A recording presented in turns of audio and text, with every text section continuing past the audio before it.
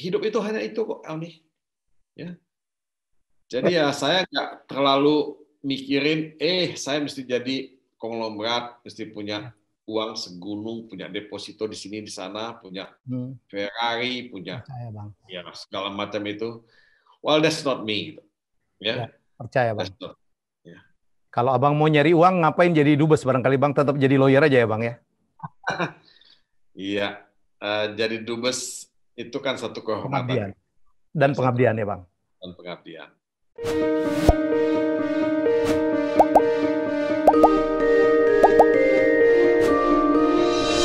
Abang di ruang kerja sekarang, di rumah ya Bang?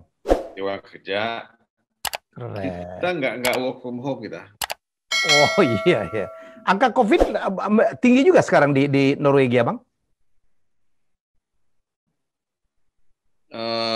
Ya ini kan sedang summer ya, mulai tinggi lagi. Tapi angka mereka yang di rumah sakit ya itu kecil ya, yang hospitalized. Kemudian angka kematian 0. Angka kematian 0? Ya jadi ya angka kematian 0. Jadi kalau dijumlah sejak lockdown bulan Maret ya tahun 2020 sampai sekarang itu angkanya 800-an. Ya, tapi dalam beberapa bulan terakhir ini tidak ada yang mati, tidak ada yang meninggal. Itu semua kematian. Ya. Jadi dulu awal-awalnya memang angkanya lumayan ya lumayan lah angka Norwegia. Treatmentnya bagus sekali artinya Bang ya di rumah sakit ya. Iya, jadi mereka sangat nyaman ya, tidak khawatir. Oke, ada Delta varian ya. Ada kenaikan ya, karena ini summer banyak orang liburan ya ke negara Eropa yang lain, pulang mungkin bawa COVID ya. Tapi yang di hospital itu kecil jumlahnya, jadi tidak kolaps sistem rumah sakitnya. Kedua, yang meninggal itu 0 ya. Jadi ya saya kira sih mereka confident sekali. Makanya bulan September ini akan ada keputusan untuk membuka Norwegia. Siap. Karena suka atau nggak suka, ya kita mesti berdamai dengan COVID. Dan itu yang mereka sudah kemukakan. Ya, pasti ada yang infected, pasti ada yang mati, tapi ya you have to live with that. Ya, mereka udah vaksin semua Bang ya di Norwegia? Oh iya, artinya mayoritas sudah vaksin. Ya. Tentu ada yang ini yang denial ya. Jadi COVID denial juga ada, cuman jumlahnya kecil. Pakai vaksin apa Bang? Di sini Pfizer dan Moderna. Good. Oke, Bang, aku mau bicara Abang ini luar biasa. Aku lihat biodatanya ya. Lahir di Muara Botung, Tapsel, SD-nya di Jambi, SMP di Pekanbaru ya Bang? Kemudian SMA-nya di Medan, S1-nya di UI Jakarta. Pekanbaru, ya. Wah, Pekanbaru ya. Tapi S1-nya di ini kan, S1-nya di Jakarta, UI ya Bang? Universitas Indonesia. Ya, terus Abang S2-nya itu di Berkeley dan juga di Harvard, S3-nya juga kembali di Berkeley. Ya. Wow, saya bilang Abang ini udah travelingnya, sekolahnya aja udah menyangkut beberapa kota, beberapa negara ya Bang ya? Ya, itu apa? Mungkin by accident kali halnya ya. Sebagian by accident. Nah, ya Tuhan sayang sama saya. Jadi ya dikasih kesempatan sekolah. Padahal saya kan nggak punya uang untuk biaya sekolah. Jadi ya semuanya dapat beasiswa. Waktu ke Berkeley, waktu ke Harvard, ya. Makanya saya selalu ya Tuhan sangat sayang sama saya. Tapi karena achievement Abang juga luar biasa, saya lihat ya. Abang kerja di LBH, membuka divisi hak asasi manusia, Abang membela kasus-kasus yang melibatkan nama besar. Wow Bang, aku ngelihat cerita hidup Abang ya, Marsina, HR Darsono, Jeffrey Winters gitu ya, yang Abang bela. Terakhir itu ada Prita ya, Koin Prita, dan kemudian juga Chandra Hamzah, Pak Bibit. Kasusnya luar biasa Bang. Jadi Abang cerita Bang, bagaimana Abang bisa mencapai ini ya? Lawyer termahal, rate-nya dolar ya Bang. What can you share Bang untuk anak-anak muda Bang? Ya sebetulnya sih banyak yang lebih sukses dari saya, Helmi. Cuman kan saya selalu bilang integritas, integritas, integritas. Itu jualan saya gitu. Jadi integrity does have a market. Ya. Kalau kita neko-neko sekali salah, ya selesai. Kita akan ya finish, ya kita akan rusak, ya. Jadi saya selalu bilang pada staff saya di kantor, ya number one is integrity, number two is integrity, number three is integrity. Legal skill itu bisa dibangun, bisa di-develop, ya, dan ada tim untuk itu.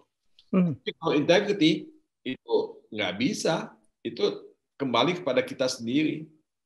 Nah, kalau kita ngomong soal jangka pendek, ya short term gain, ya udahlah neko-neko aja, kemudian jadi mafia pengadilan, ya suap kiri suap kanan, ya bisa kaya.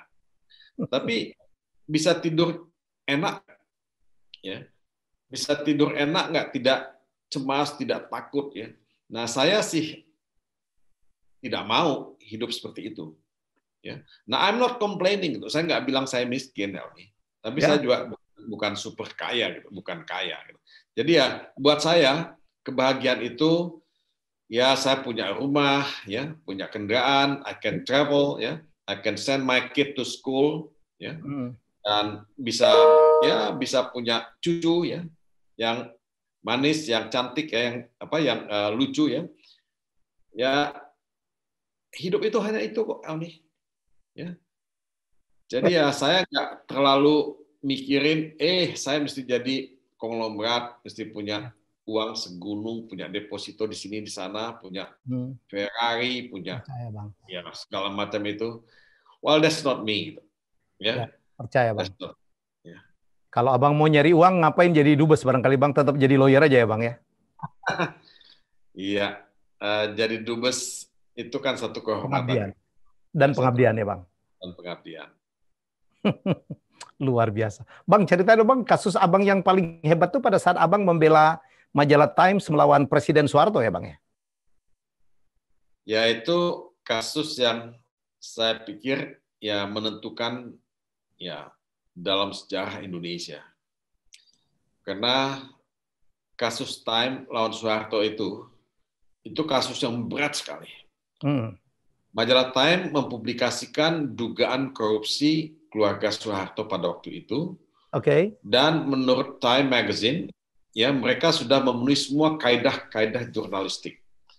Artinya mereka sudah melakukan cek dan recheck, mereka sudah melakukan investigasi, dan mereka juga sudah melakukan semua ketentuan etika pers. Jadi ya tidak ada yang one-sided gitu, semua cover both sides. Tapi pihak keluarga Soeharto mengatakan bahwa itu semua manipulasi pemberitaannya, itu semua bohong, ya, itu tidak ada basisnya. Ya sebetulnya sih Soeharto dan keluarganya punya hak untuk membantah, ya. Bisa meminta supaya berita itu dikoreksi, ya, atau minta supaya ada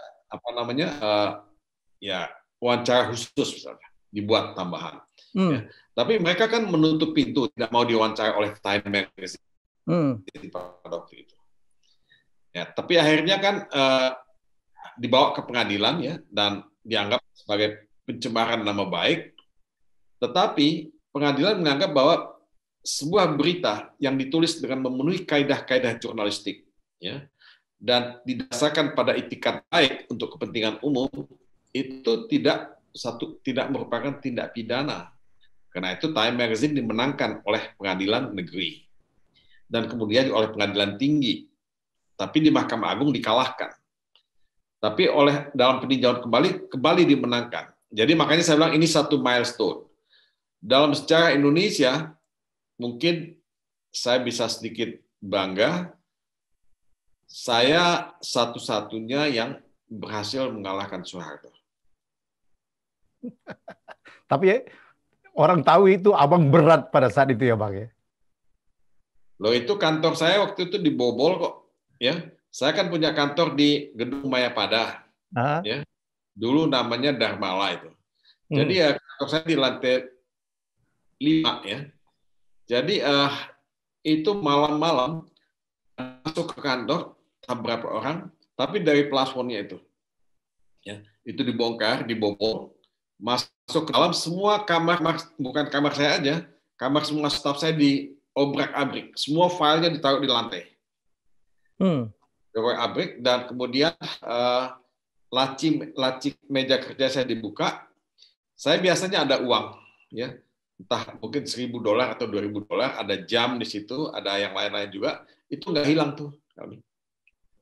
Yang dibongkar cuma file-filenya aja. Tapi waktu itu filenya memang sudah saya selamatkan di Singapura dan di Hong Kong. Jadi yang ada itu cuma ya bekas-bekas biasa yang tidak merupakan file-file yang konfidensial.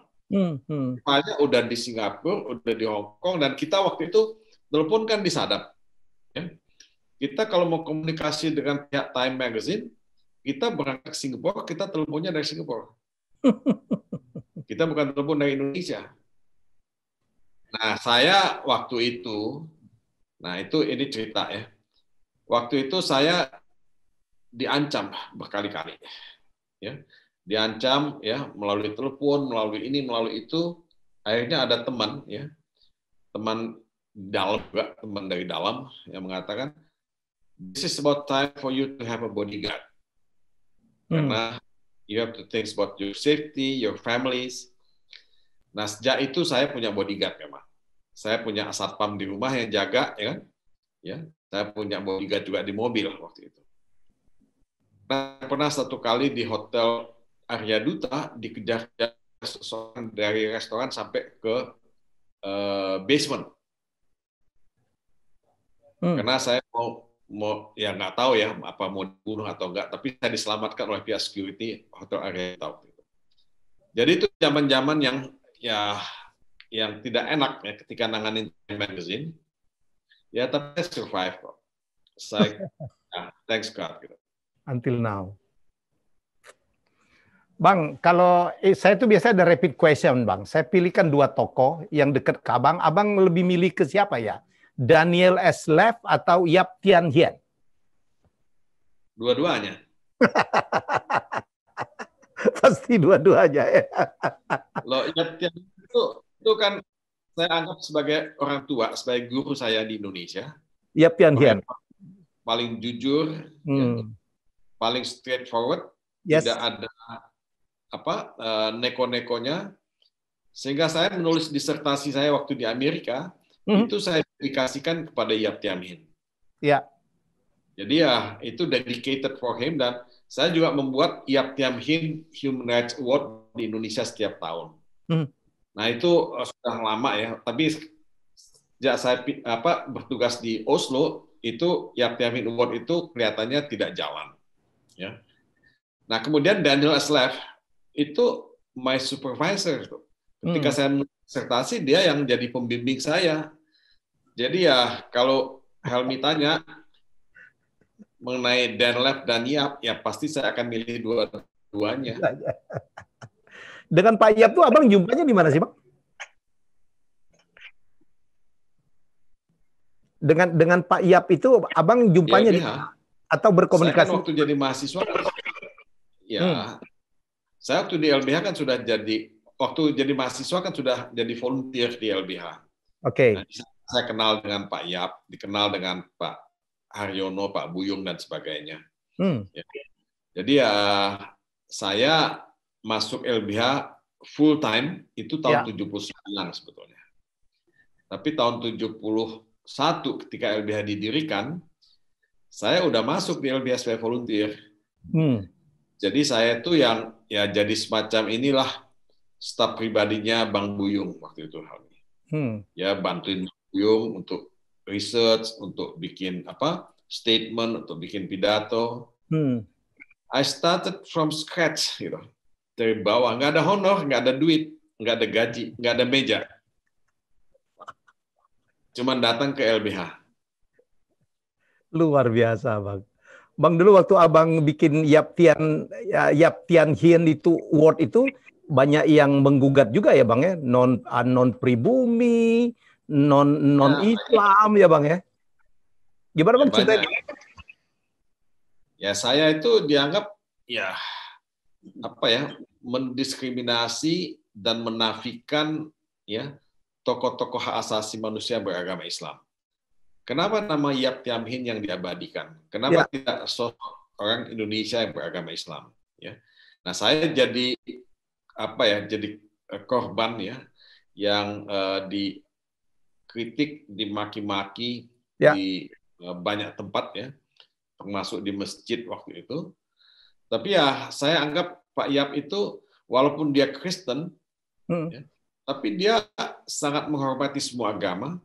Dan ketika kita membela ya kasus-kasus di pengadilan tahanan politik ya waktu itu mungkin Helmi ingat ada petisi 50, dia juga membela kok. AM Fatwa itu lawyernya kan Pak Yap. Ya. Kemudian juga ada beberapa kasus komando jihad waktu itu. Pak Yap ikut bela kok. Jadi Pak Yap itu nggak membeda-bedakan suku, agama, ya, jenis kelamin, latar belakang sosial dan budaya. Jadi buat saya dia contoh yang ideal gitu, untuk tetap diabadikan namanya. Ya saya dikritik, ya oke lah. Tidak ada manusia yang tidak dikritik. That's part of life. It's part of life. Bang, cerita waktu Abang membela Jeffrey Winters, Bang. Waktu dia nanya honor Abang tuh gimana, Bang? Itu lucu banget tuh, Bang. Berkonflik dengan Pak Ginanjar Kartasasmita sebetulnya. Kasus apa dulu ya? Karena dia menulis satu tulisan ya, satu makalah ya, yang menyebut nama Pak Ginanjar, dan Pak Ginanjar tidak menerima itu, ya.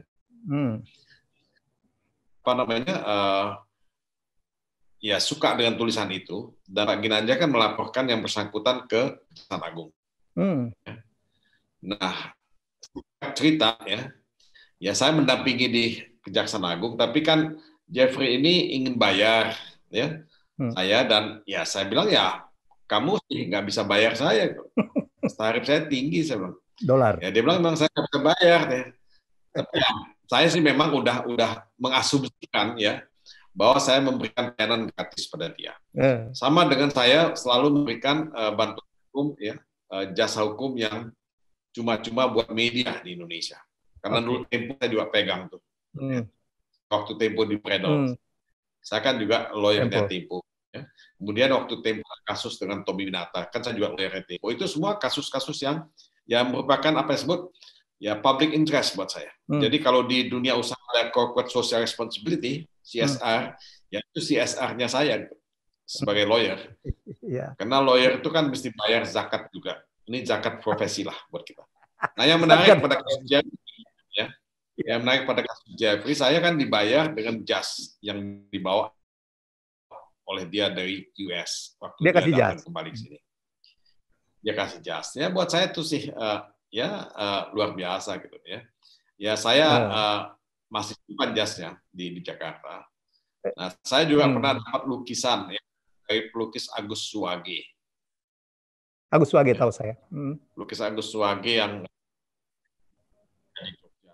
dia juga pernah dituduh melakukan penghinaan terhadap Islam. Ya jadi dia membuat pameran lukisan di Gedung Bank Indonesia ya di Aula Bank Indonesia. Dan beberapa lukisannya itu memang lukisan yang sifatnya ya menurut dia imajinasi dia mengenai surga ya. Satu fantasi dia yang surga di mana orang penuh dengan ketulusan ya, penuh dengan keterbukaan, tidak ada yang disembunyikan ya, tidak ada lipstick, tidak ada ini, tidak ada itu. Jadi manusia itu telanjang setelanjangnya. Ya tersinggung karena dianggap itu menggambarkan seseorang dengan telanjang kemudian bicara mengenai surga ya. Nah itu dianggap ya tidak harus seperti itu ya, itu dianggap menghina pemahaman mereka mengenai Islam waktu itu, dan dilaporkan ke pihak kepolisian. Nah, Agus bilang pada saya tuh nggak mau ada kemunafikan. Jadi orang tuh pakai lipstick juga enggak, pakai bedak juga enggak, pakai parfum juga enggak, semua betul-betul telanjang. Ya, karena dunia ini sudah penuh dengan kemunafikan. sudah penuh dengan kepalsuan. Jadi surga itu tempat ya yang tidak palsu. Tapi oleh pihak polisi itu dianggap saya karya seni. Oke, mungkin itu pornografi, tapi itu karya seni. Karya seni mesti diterima saya karya seni. Jadi dia tidak diproses, ya, walaupun dia berkali-kali dipanggil di polisi waktu itu. Tapi polisi pada akhirnya beranggapan bahwa ya dia tidak melanggar ya hukum sama sekali karena itu satu karya seni. Nah, Agus Wage waktu itu juga ya bilang sama saya, ya saya bayar pakai lukisannya dia ya, karena saya juga nggak punya uang. Dia nggak tanya saya mau cas dia berapa. Tapi akhirnya dia kasih lukisan yang bagus. Lukisan Munir, ya. Nah, Munir waktu itu belum lama meninggal. Jadi saya salah satu yang punya koleksi lukisan Munir, ya, yang saya masih pajang di kantor saya sekarang ini. Ya, jadi ya menarik emang pengalaman semacam ini, karena tidak semua mesti dinilai dengan uang. Pada akhirnya kan, ya kita tahu apa yang kita kerjakan, apa yang kita bela, apa yang kita perjuangkan. Ya, as long as you are happy, ya. That you have done something for the nation, for the people, for the country, for the values, ya buat saya, ya itulah yang mesti dilakukan. Gitu. Ya. That's who you are, Bang. Keren banget. Abang suka lukisan juga ya, Bang? Suka saya, tapi ya nggak terlalu banyak yang saya koleksi. Ada beberapa lah yang saya pegang. Koleksi siapa aja, Bang? Pelukis mana Abang? Kenapa? Pelukis siapa aja yang Abang suka? Saya tentu punya Avandi satu, ada punya Sujoyono, punya Nasar, ya, punya Samsar, punya Trubus juga punya, ya. That's all yang master. Lama, ya. Punya siapa lagi ya? Banyak sih ya pelukis, tapi termasuk yang muda-muda juga, ya. Sri Hadi Abang punya? Punya. Ya, wow. Oke. Saya pelelang lukisan, Bang, maka saya tahu. Oh ya? Kemarin saya baru mempodcast Hardi, Bang, juga. Oh gitu, Hardi. Toko yang sangat saya menarik. Lihat di WA grupnya Satu Pena. Ya, Satu Pena. Jadi dia beliau senang. Menurut saya usia udah 70, Bang. Ini orang harus kita angkat. Jadi bukan hanya seorang budayawan, karena dia bilang, Bang, di budayawan di Indonesia itu tidak dihargai, tidak ada organisasinya. Jadi saya saya penyuka lukisan lah. Dia lukisin saya satu jeans, Bang. Wah, keren banget. Nanti aku mau pakai. Mungkin akhir bulan saya ke Moskow. Syukur-syukur saya bisa nyebrang ke Norway. Ya, kalau bisa dibuka di sini nanti ya anytime pokoknya. St. Petersburg, Bang. Saya harus ke St. Petersburg. Yes. Oh, itu bagus. Itu tempat lukisan yang paling indah tuh. Banyak sekali lukisan-lukisan bagusnya St. Petersburg. Library dan museum terbesar di dunia, saya dengar. Ya, itu mesti ke sana tuh. Dan sekalian nonton balet itu. Balet. Ya. Ada balet ya, luar biasa. Dulu Bolshoi ya. Bang, dulu kasus yang menarik juga waktu Abang membela Chandra Hamzah dan Pak Bibit ya, Bang ya? Ya, itu waktu kasus KPK dengan polisi ya. Ya. Ya, itu juga satu pengalaman yang luar biasa. Tapi itu kan bukan kasus pribadi, karena saya akhirnya kan diangkat sebagai anggota tim 8 oleh Presiden SBY. Oke. Mencoba mendamaikan, memediasi konflik antara polisi dengan KPK. Cicak lawan buaya ya. Cicak lawan buaya. Ya, jadi ya bukan hanya saya sendiri, jadi ada beberapa tim kolega yang ikut di sana, termasuk Bang Buyung ya. Dan menurut saya sih ya itu konflik yang memang laten ya, karena perebutan ya lahan memberantas korupsi itu ya punya sejarah panjang ya. Tidak mau pihak kepolisian dan pihak kejaksaan lahannya itu diambil oleh pihak KPK yang tiba-tiba dibentuk dan kemudian mendapat dukungan politik, mendapat dukungan budget yang bagus, yang besar dari pemerintah, dan mendapat publikasi gitu. Dan dukungan masyarakat ya. Siapapun kasus korupsi yang ditanganin ya pasti dapat publikasi yang banyak sekali oleh media. Nah, kepolisian kehilangan itu, kejaksaan kehilangan itu. Jadi ya ini ada cerita yang panjang sekali mengenai hal ini. Tapi menurut saya sih bottom line-nya adalah ya apakah kita mau memperkuat pemberantasan korupsi atau enggak.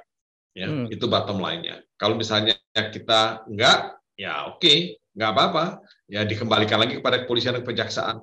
Nah, buat saya sih, KPK itu anak kandung reformasi tahun 1998. Itu perjuangan kita untuk membangun kepastian hukum, budaya hukum di Indonesia supaya kita bisa equal ya dengan negara-negara lain yang juga sudah sangat maju. Kalau di sini kan Norwegia kan sudah luar biasa itu. Jadi ya pemerintahnya tegas dalam penegakan hukum, tapi rakyatnya juga sudah sangat sangat patuh, law obedient. Nah, kita kapan bisa sampai ke situasi semacam ini? Walaupun saya mungkin tidak fair membandingkan Indonesia dengan Norway karena Indonesia 270 juta, kita di sini Norway cuma 5,5 juta. It's not apple to apple. Ya. Tapi Norwegia saya catat negara yang paling tidak korup, top 5 ya Bang di dunia ya. Iya ya. Kalau menurut Transparency International ya, indeks persepsi korupsi, ini negara selalu masuk dalam top 5. Gitu. Ya. Ya. Jadi ya memang kita ini kan nggak punya cash di sini Helmi. Jadi semua hidup dengan uang plastik, uang elektronik, ya, debit card. Jadi ya no cash society. No cash society. Karena itu korupsi emang nggak ada kalau kita bisa bilang begitu. Ya. Jadi ya kemana-mana ya nggak. Karena korupsi itu kan cash banyak kan kalau di Indonesia. Ya, satu koper uang dibawa ke entah kemana-mana ya kan, entah ke gedung ini, gedung itu ya kan.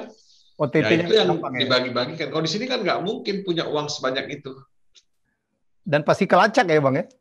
Ya kalau pakai debit card, pakai credit card, pakai e-wallet, ya semua pasti kelacak.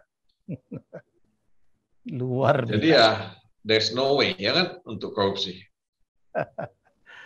Bang, abang dulu ayahnya pendiri ALS ya Bang ya, Antar Lintas Sumatera itu bis yang itu ya. Dulu lewat kampung saya itu masalahnya Bang. Kalau mau ke Jakarta. Oh ya, memang kan dari ujung ke ujung, Helmi.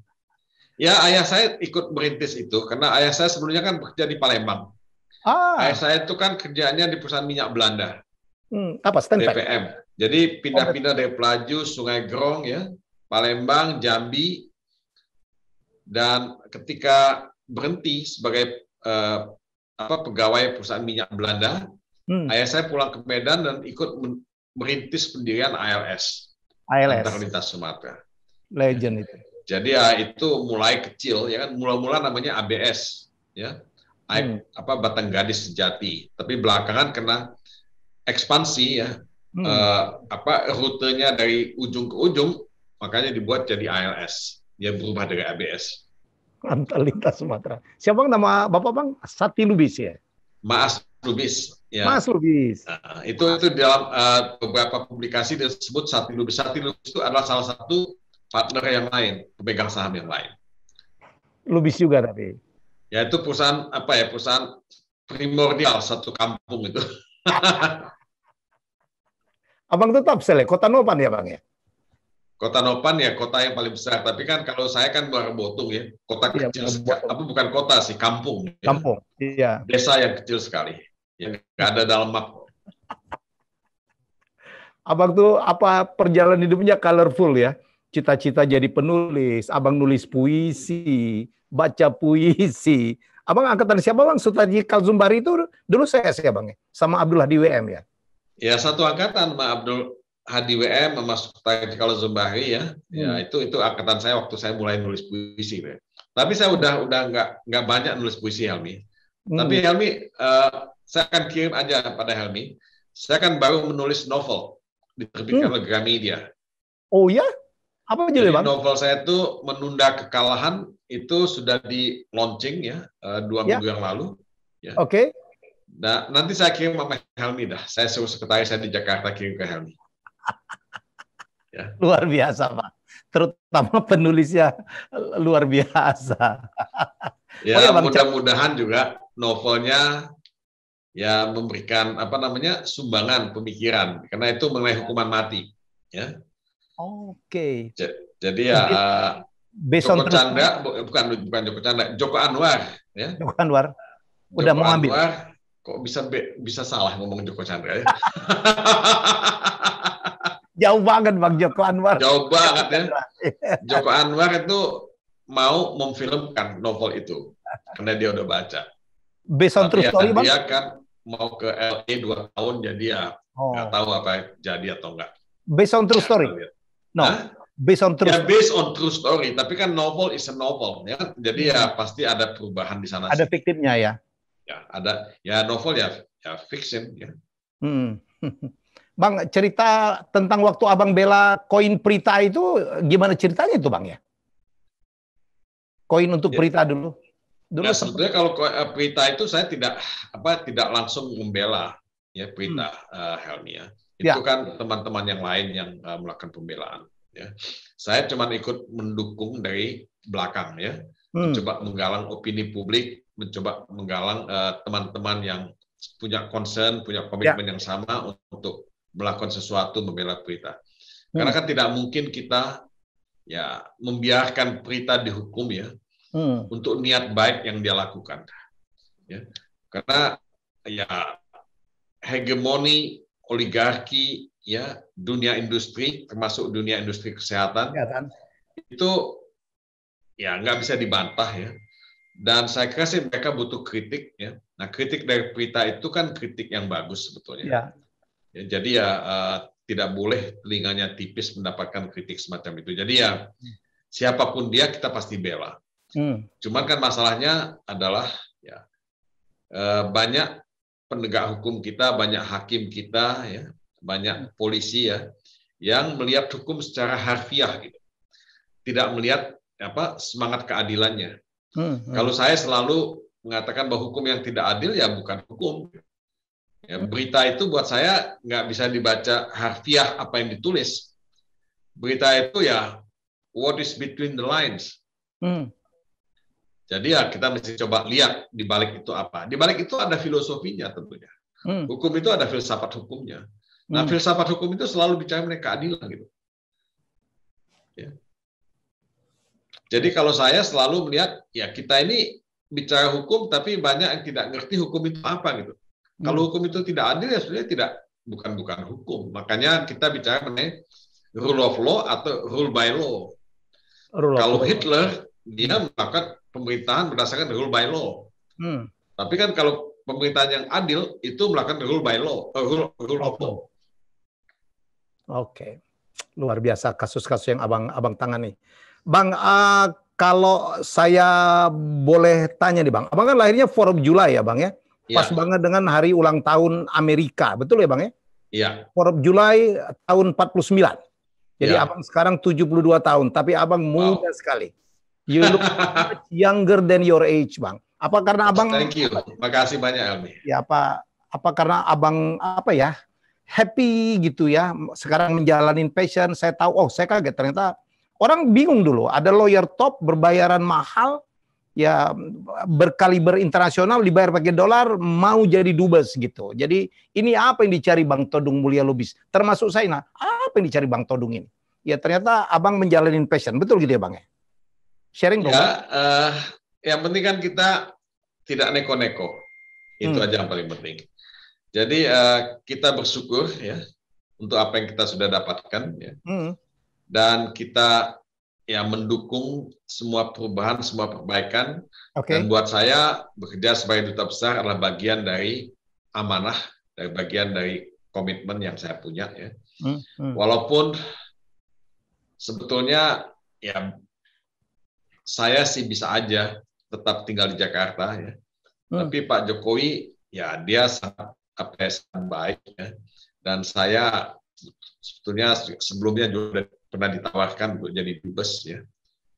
Tapi saya kan tidak mau ya. Tapi saya agak sulit untuk menolak kedua kalinya waktu itu. Jadi ya saya pikir ya udahlah. Tapi ya it turned out to be a nice best assignment gitu. Karena ditempatkan di Norwegia gitu. Saya waktu pertama kali diminta jadi dubes, saya tuh agak mikir, waduh ngapain saya ke Norwegia, jauh banget di ujung utara sana. Nah, ketika ada jabatan lowong, karena ada dubes yang diusulkan itu menolak untuk jadi dubes, waktu itu di Spanyol ya. Di Spanyol, nah saya bilang pada Kemlu di Indonesia, bisa nggak saya pindah ke Spanyol? Karena saya pikir saya mau nonton bola aja di sana. Ya kan? Nonton Barcelona, Madrid. Tapi dia bilang nggak bisa, kamu udah ditugaskan di Norway. Nah dulu waktu pertama kali saya diminta jadi dubes, saya kan nggak mikir mau ya. Saya bilang saya cuma mau jadi dubes kalau ditugaskan di Inggris. Nonton bola lagi. Nonton bola lagi, karena saya cuma pengen nonton bola aja ya kan. Jadi ya dia bilang ya itu udah dikasih pada yang lain katanya. Ya udahlah, bilang sama Pak Presiden saya ya nggak usah dulu dah, saya bilang. Tapi yang kedua kali ya saya bilang waduh saya susah juga ya menolaknya permintaan Pak Jokowi. Ya akhirnya ya saya terima. Di Norway kan banyak bintang-bintang bola Bang, ya kan? Ole, Erling Haaland. Sekarang lagi Ya, top of duel lah. banyak sih bintang bola, tapi klubnya tidak semaju di negara lain. Betul. Bang, sampai kapan Abang bertugas di Norway, Bang? Sebetulnya sih awal tahun depan sih harusnya udah kembali. Ya. Jadi masih ada beberapa bulan lagi. What next, Bang, setelah pulang? What next? Ya, saya mungkin mau menulis ya. Masih ada novel yang saya mau tulis di Indonesia. Ya, masih ada tugas ya membangun kampung ya. Karena saya juga concern dengan kampung halaman saya ya, yang ya ketinggalan jauh dari tempat-tempat yang lain, dari kota-kota yang lain.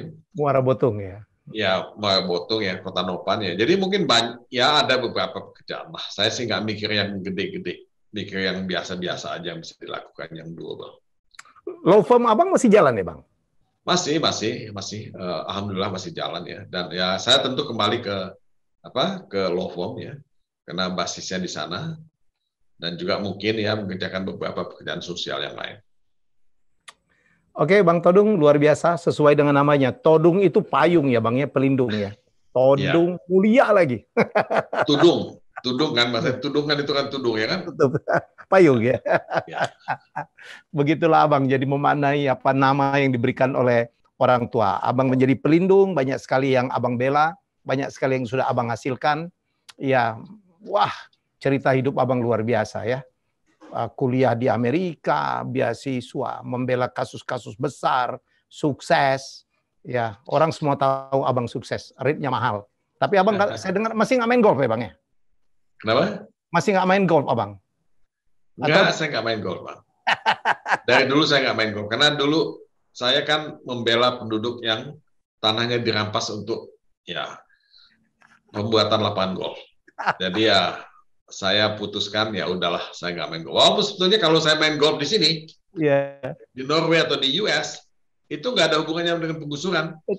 Tetap konsisten. Tapi terlanjur saya udah nggak bisa main golf. Saya dulu dikasih stick oleh beberapa klien saya. Terus? Ya beberapa set ya, klub ya. Ya saya selalu kasihkan pada teman-teman saya yang lain yang main golf. Ya.